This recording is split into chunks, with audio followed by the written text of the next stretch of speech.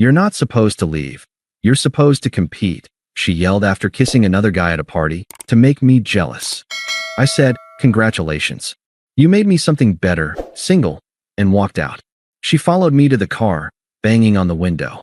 I drove away. Hey viewers, before we move on to the video, please make sure to subscribe to the channel and hit the like button if you want to see more stories like this. Thanks. The music was a dull throb in my chest, and the air in Jake's apartment was thick with beer and cheap cologne.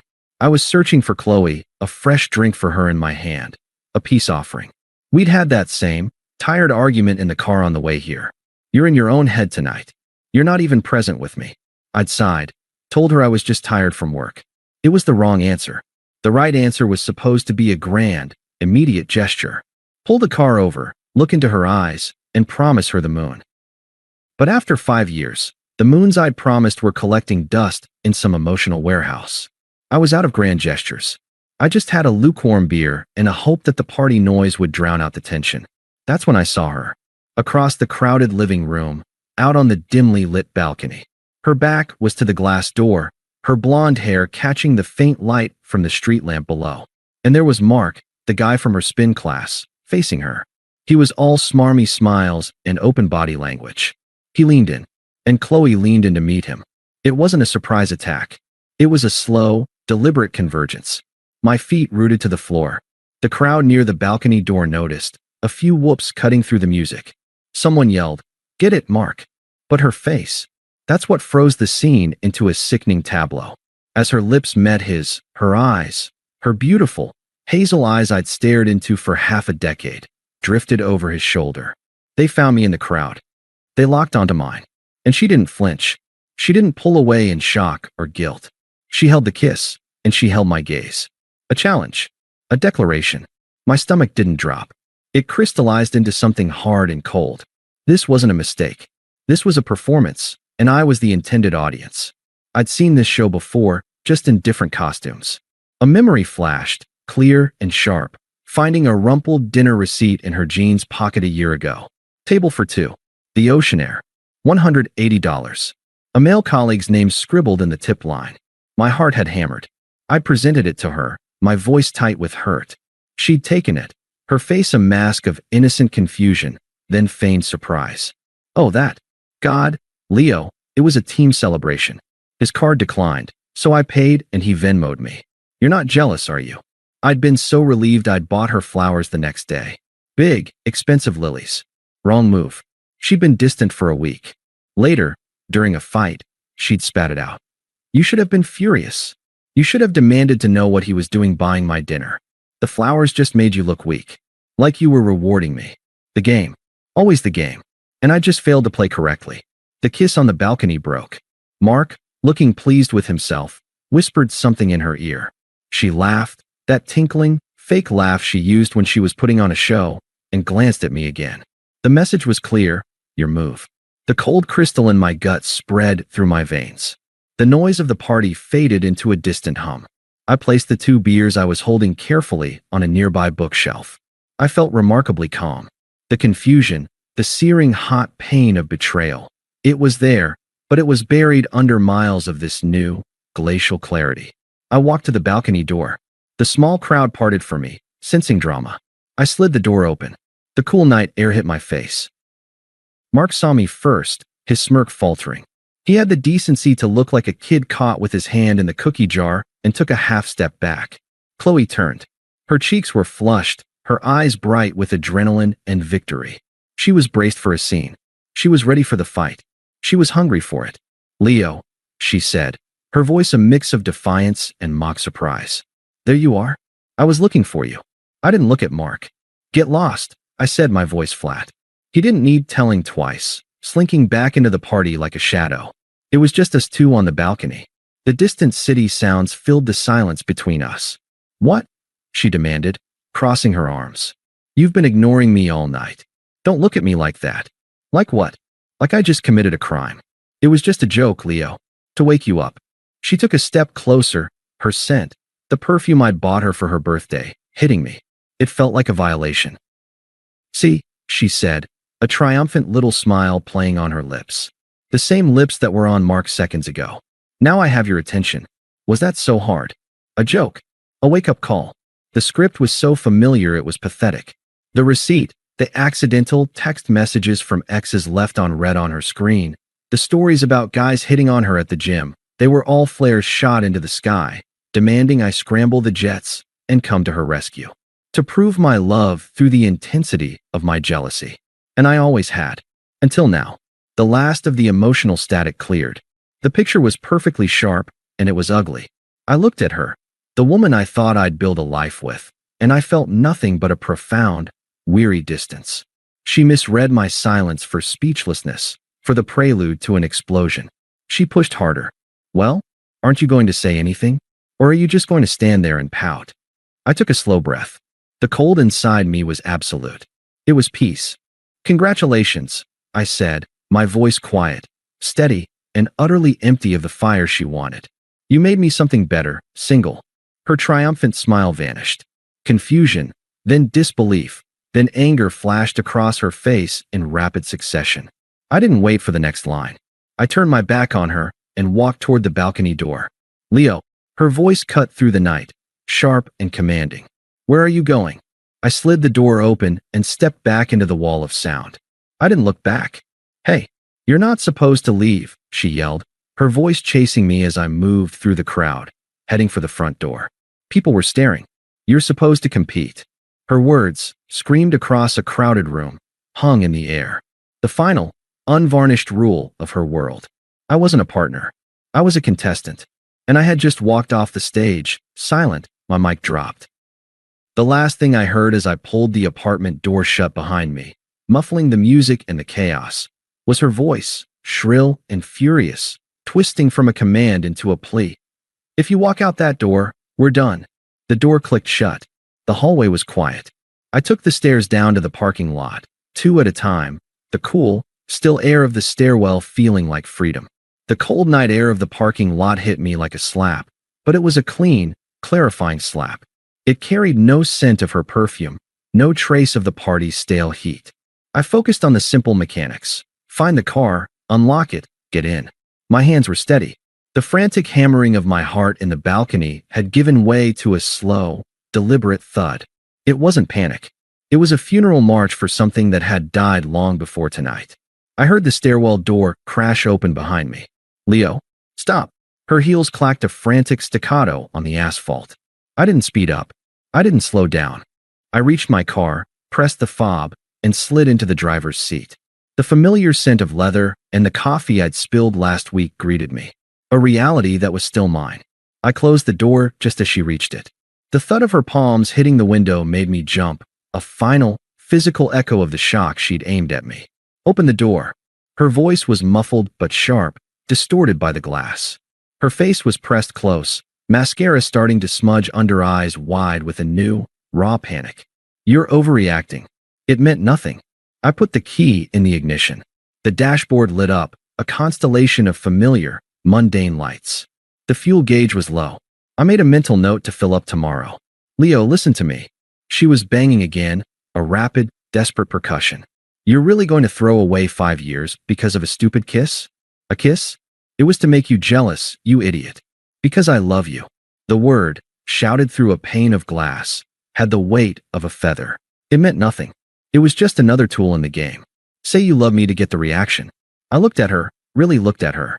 The beautiful, furious, terrified face of the woman who had just staged my public humiliation as a test of devotion. I felt a distant pang, like remembering the plot of a sad movie I'd seen years ago. But I didn't feel hers. I was already gone. I started the engine. The soft rumble vibrated through the seat. Her expression shattered. The anger melted into pure, unscripted fear. The performance was over. This was real. She hadn't written this scene. Please, she screamed, her breath fogging the glass. Leo, please. I'm sorry. Okay. I'm sorry. Just open the door. We can talk about this. Sorry. The word she'd wielded as a weapon before. Sorry you made me do that.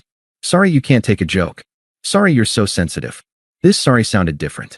It was the sorry of consequences, not manipulation. It was too late. I shifted the car into reverse, my movements calm, precise. I checked the mirror. Don't you dare, she shrieked, her fists pounding now. If you drive away, it's over. For real. You'll never see me again. Do you hear me? You're making a mistake. I let my foot off the brake, and the car began to roll backward. She stumbled, keeping up for a step, her hands sliding off the window. For a second, our eyes met through the glass. Her face was a mask of utter, bewildered devastation. She hadn't lost her boyfriend. She'd lost her audience. Her favorite player had quit the league. I turned the wheel, shifted to drive, and pulled away. In the rearview mirror, I saw her standing alone under the orange glow of a parking lot light. She grew smaller and smaller, a solitary figure in a too small dress, her arms hanging limp at her sides, until I turned the corner and she disappeared from view. The silence in the car was immense. It wasn't empty. It was full. For the first time in years, the silence wasn't something to be anxiously filled with a promise, a plan, a grand gesture. It was just peace. It was mine. I drove straight to my apartment. Not our apartment. She'd never officially moved in, but her presence was an occupation. The throw pillows she'd picked out, the specific brand of fancy hand soap by the sink, the drawer full of her hair ties and forgotten lip glosses. I walked in and stood in the center of the living room. I didn't cry. I didn't break anything. I just breathed. Then, I got to work. I took the empty cardboard box from a recent online delivery. I went to the bathroom first. Her shampoo, her expensive face creams, the pink razor. Into the box. I cleared the drawer. Hair ties, bobby pins, 2 tubes of that lip gloss. The living room, a novel she was reading, a charging cable she'd left. The kitchen, her favorite mug, a half-empty bag of coffee she liked. It was a clinical, unhurried process. With each item, the cold certainty inside me warmed slightly, not with feeling for her, but with a reclaiming of space. My space. My phone, which I'd silenced at the party, lit up on the counter. A cascade of notifications. Qley, 12 missed calls. Qley, call me. Qley, we need to talk. Qley, you're being childish. Qley, I'm sorry. Please. Qley, answer your phone. I didn't. I picked up the phone, went to her contact, and hit block. Then Instagram. Block. Facebook. Block. It wasn't an act of anger. It was digital housekeeping. I was drawing a border. I placed the sealed box by the front door. I'd drop it at her place tomorrow. Then, I sat down on my now uncluttered couch, in the profound quiet, and stared at the wall. The betrayal replayed, but it was distant. The dominant emotion wasn't hurt. It was exhaustion. A deep, bone-level fatigue from a 5-year competition I never signed up for. And then, beneath that, a fragile, new thing, relief. The first week was a study in silence. The kind of silence that feels loud after years of constant emotional weather. I went to work. I came home. I cooked simple meals for one. I started reading a book that had been gathering dust on my nightstand for a year. I didn't cry. I didn't rage. I just existed. And in that existence, I began to remember who I was when I wasn't preparing for the next test. The messages started coming through the only remaining cracks in the wall. Mutual friends. Jake, party host. Hey man, heard about the drama. Chloe's a mess. She's saying it was just a stupid prank that got out of hand. You know how she is. Might be worth hearing her out. I stared at the text. You know how she is. The universal excuse for people who treat love like a combat sport. I typed back a simple, unemotional truth. Me. I do know how she is. I'm done. He didn't reply. Then, from her best friend, Sarah. Sarah. Leo, I'm not taking sides, but she's really devastated. She's crying all the time. She knows she screwed up big time. Can't you just talk to her? For closure? The manipulation was secondhand now, funneled through a proxy. Crying all the time. Devastated. The goal was clear. Provoke my protector instinct. Lure me back into the arena with the promise of being her comfort from the pain she'd caused. I saw the trap with crystalline clarity. Me. My closure was walking out. She'll have to find her own. Sarah. That's cold, dude. After 5 years. I didn't respond. I wasn't cold. I was sterile. I was healing, and I couldn't risk infection. The grapevine, which I did not tend to but could not help but hear whispers from, began to bear bitter fruit. I heard it from a coworker who was friends with someone in Chloe's spin class. So, apparently your ex and that Mark guy are a thing now, he mentioned awkwardly by the coffee machine. I took a sip. Okay. He seemed surprised by my non-reaction. Yeah, I guess it was pretty fast, huh? I wouldn't know, I said, and meant it. The next update, a few weeks later, was more detailed.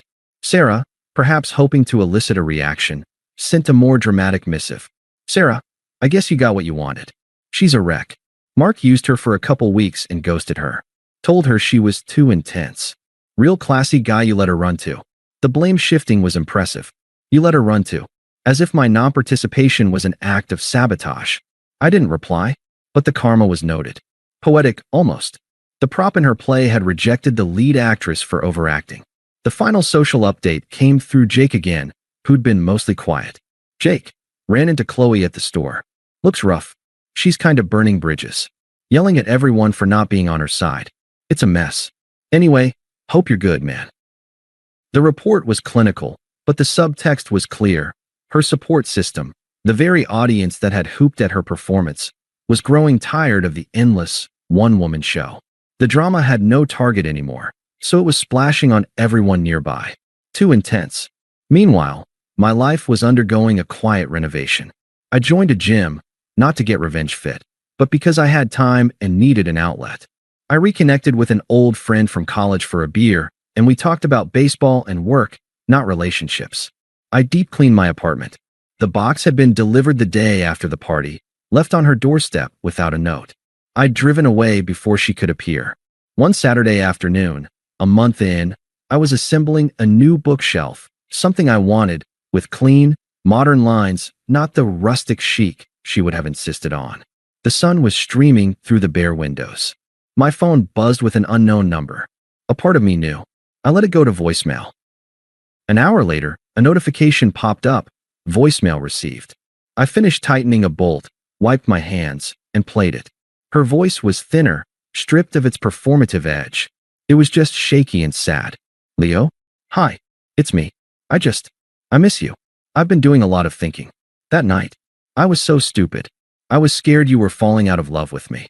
A long pause, a shaky breath. Mark was nothing. A mistake. You're everything. Can we please just talk? Get coffee. I saved the voicemail. Not as a keepsake, but as evidence. Evidence of the shift. The manipulation was still there. I was scared, but it was underscored by a genuine tremor of loss. It didn't move me. It was like hearing a recording of a storm from inside a strong, warm house. I deleted it. Then I blocked the number. The quiet dignity wasn't a strategy. It was a state of being. By refusing to compete, I had disqualified myself from her game entirely. And from the peaceful sidelines, I watched as the game, deprived of its primary opponent, began to consume itself. The voicemail was a tremor, but the earthquake came on a Tuesday evening 2 weeks later. I was at the gym, halfway through a set of deadlifts, the burn in my muscles a clean, honest pain.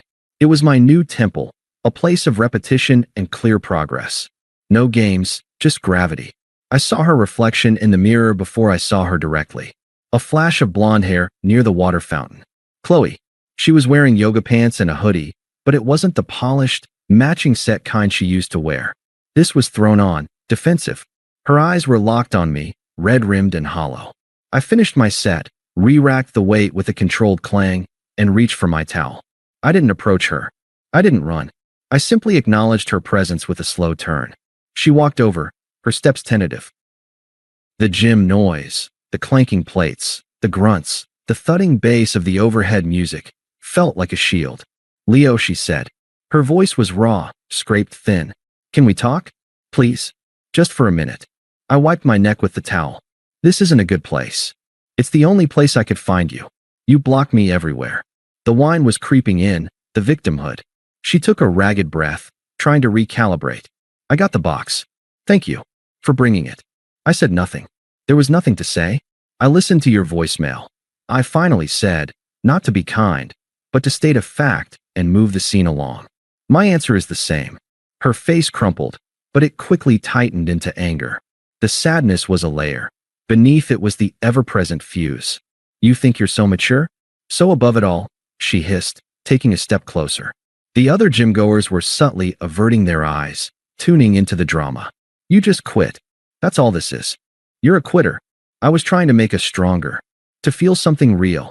This was the old script, but the delivery was unhinged, stripped of its theatrical flair. This was pure, Toxic truth. You wanted a reaction, I said, my voice flat. You got one. I wanted you to fight for me, she shouted, her voice breaking. A few people stared openly. I wanted you to show you cared. Instead, you just left. Like I was nothing. Like we were nothing. You made us nothing, I said, the words calm and heavy. On that balcony. You turned it into a public audition. I didn't want the part. Her eyes widened. The logic, spoken back to her so plainly, seemed to short-circuit her prepared arguments. The anger surged, filling the gap. It was ugly and magnificent, the final stripping away of the romantic, drama queen persona. You were lucky to have me, she spat, her finger jabbing toward my chest. I didn't flinch. You'll never find anyone who loves you as much as I did. You know why? Because you're boring, Leo. You're safe. You're a comfortable couch. And now you're alone because you're too proud to admit you overreacted to a little jealousy game. There it was. The core confession. A little jealousy game. My life, my heart, a board game to her. I felt nothing. No hurt, no anger.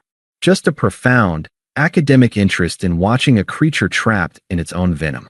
I looked past her, toward the front desk where Kevin, the manager, was watching with concerned eyebrows. I raised my hand slightly in a one-moment gesture. I then looked back at Qley, who was breathing heavily, triumphant in her outburst, waiting for the counterattack, for the fight she craved. I didn't give it to her. I turned and walked toward the front desk. She stood frozen, confused. I leaned over the counter, speaking quietly to Kevin. Hey, Kevin. Sorry about that. Could you please let me know if that woman over by the racks is a member? If she's not, she's harassing me, and I'd appreciate if you could ask her to leave. Kevin, a big guy who'd seen it all, nodded once. On it, Leo. You good? I'm fine, I said, and I meant it. I turned and walked toward the locker room. I didn't look back. I heard Kevin's low, firm voice behind me. Excuse me, ma'am? Can I help you? And the sharp, incredulous intake of her breath. I showered in the empty locker room, the hot water washing away the sweat, not the encounter. That, I didn't need to wash away. It was already fossilizing into a lesson. I had my final, definitive answer. The woman I'd loved was a fiction. The real one was a sore loser screaming in a gym. 6 months to the day after the party, I was at my friend Ben's wedding. It was a low-key, backyard affair. I was there with Mara, a woman I'd been seeing for about 3 months. We'd met at a bookstore. She was sharp, quietly funny, and possessed a profound, calming sense of emotional equilibrium. Being with her felt like speaking my native language after years of trying to decipher a chaotic cipher. We laughed easily. There were no tests. I'd heard through the withering grapevine that Qley was invited. Ben's fiancée, Lisa, had been a peripheral friend of hers. I hadn't given it a second thought. I saw her the moment we walked in. She was standing alone near the makeshift bar, holding a glass of white wine. She looked thinner. The vibrant, attention-commanding energy she used to radiate was gone, replaced by a watchful, tense stillness. Her eyes found me instantly, then flicked to Mara, who was smiling at something Ben's grandmother said. I saw the calculation in Qley's eyes, the rapid assessment. Mara, with her intelligent eyes and easy smile, her hand resting lightly on my arm. The upgrade wasn't just visual, it was atmospheric. We looked peaceful. The reception flowed. Dinner, toasts, dancing. I danced with Mara, a slow, simple sway. I was aware of Qley watching from the shadows of the porch, a silent sentinel of her own regret. I didn't feel smug. I felt nothing about her presence at all. She was just another guest. Later, Mara went to the restroom. I drifted to the bar for a glass of water. I felt her approach before I saw her. You look happy. Her voice was close, drained of all its former music. I turned. She stood there, clutching her empty wine glass. Her gaze was on my face, searching for cracks, for a hint of the old Leo. I said. No qualifier. No thanks. Just a statement of fact, as undeniable as the weather. She flinched, just a little. My indifference was a colder rejection than any hatred. I get it now, she said, the words coming out in a rehearsed rush. What I did. I ruined everything. I don't expect you to take me back. I'm not that delusional anymore. She tried a shaky smile that didn't reach her eyes. I need you to know I'm sorry. Really, truly sorry. Not for the game. For not seeing you. For not seeing what I had until I made you throw it away. It was the best apology she'd ever muster. Abject, self-aware, stripped of justification. It was designed to be disarming, to force me into the role of the gracious forgiver, to re-establish a connection, however painful. I looked at her. I saw the ghost of the girl I'd fallen for, now haunting the face of this tired, lonely woman. But the ghost had no power over me. "Qley," I said, my voice even final. "It's okay." She blinked, hope flaring for a millisecond in her hollow eyes. "You wanted a reaction," I continued. "You got one. It just wasn't the one you wanted." I took a sip of water. "That person you were trying to provoke, the one who'd chase you, compete for you, turn your drama into proof of his love?" I shook my head, a faint, distant smile on my lips. "He's gone. I don't miss him." Her face went ashen. The last of the hope died. She understood. This wasn't punishment. It was evolution. I had evolved past the need for her, for the games, for the entire ecosystem of our relationship. I was in a different world. "Ready to go?" Mara's warm voice came from beside me.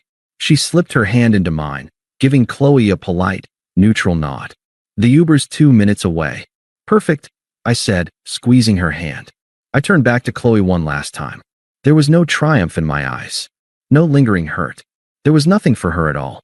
She was a closed chapter, a resolved equation. "Take care of yourself," I said. It was the most impersonal, conclusive phrase in the English language. I turned with Mara, and we walked away, through the twinkling lights of the backyard, toward the quiet street. I didn't look back.